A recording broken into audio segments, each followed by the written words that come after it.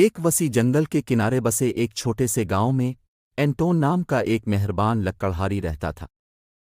انٹون پورے گاؤں میں اپنی ایمانداری اور دیانتداری کے لیے مشہور تھا۔ اس نے لکڑیاں کاٹ کر گاؤں کے بازار میں بیچ کر عاجزانہ زندگی گزارتا تھا۔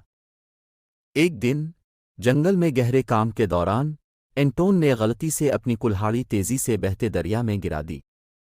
اس نے بے بسی سے دیکھا کہ کلہاڑی بہہ گئی، یہ جانتے ہوئے کہ اس کے بغیر وہ اپنے خاندان کی کفالت کے لیے کام نہیں کر سکتا۔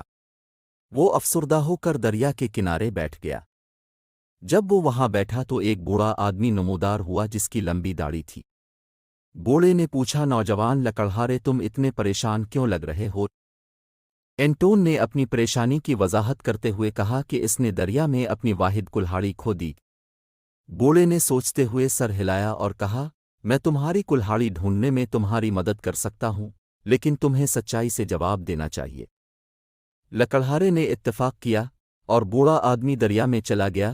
تھوڑی دیر بعد وہ دریا سے باہر نکلا اور اس کے ہاتھ میں ایک سنہری کلہاڑی تھی۔ اس نے اینٹون سے پوچھا، کیا یہ تمہاری کلہاڑی ہے؟ اینٹون نے سنہری کلہاڑی کی طرف دیکھا، اس کی خوبصورتی پر تعجب ہوا اور اس نے کہا، نہیں، یہ میری کلہاڑی نہیں ہے۔ بوڑھے نے سر ہلایا اور واپس دریا میں چلا گیا۔ اس بار جب وہ نکلا تو اس کے ہاتھ میں چاندی کی کلہاڑی تھی۔ اس نے واپس یہی سوال کیا کہ کیا یہ تمہاری کلہاڑی ہے؟ اینٹون نے پھر سے نامے جواب دیا۔